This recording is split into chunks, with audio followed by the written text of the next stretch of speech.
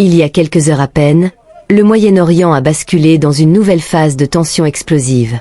Après des mois d'escalade, les États-Unis ont franchi un seuil critique.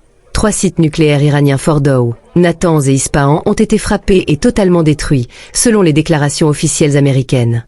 Une attaque d'une précision chirurgicale, menée par des bombardiers furtifs et des sous-marins, qui visait clairement à neutraliser les capacités d'enrichissement d'uranium de Téhéran. Mais la réaction de l'Iran ne s'est pas fait attendre. Dans la nuit qui a suivi, des salves de missiles balistiques ont été lancées en direction d'Israël. Tel Aviv, Haïfa, Bir Yaakov. Plusieurs grandes villes israéliennes ont été touchées de plein fouet. Les dégâts matériels sont considérables. Des immeubles d'habitation ont été endommagés, des hôpitaux visés, et les autorités israéliennes font état de dizaines de blessés.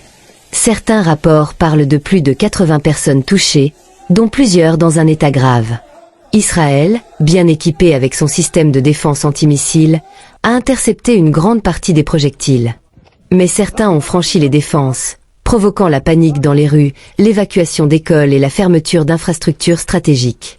Dans un discours télévisé, le ministre iranien des Affaires étrangères, Abbas Araghchi, a déclaré que l'Iran se réserve tous les droits de défense légitimes et que d'autres représailles sont à prévoir.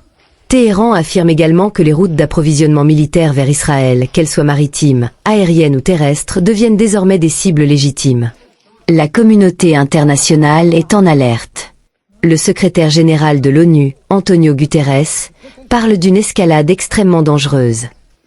La Russie et la Chine dénoncent l'intervention américaine, tandis que l'Union européenne appelle à une désescalade immédiate pour éviter un embrasement régional total.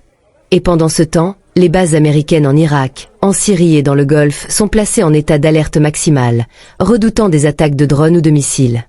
Ce conflit, à l'origine localisée, prend désormais une dimension mondiale. L'équilibre du Moyen-Orient déjà fragile est en train de vaciller. Ce qui se joue aujourd'hui va bien au-delà des simples représailles. C'est la stabilité d'une région entière qui est menacée, avec un risque réel d'enchaînement vers une guerre beaucoup plus vaste. Une question reste sur toutes les lèvres. Jusqu'où l'escalade va-t-elle aller? Et surtout, qui sera le prochain à frapper?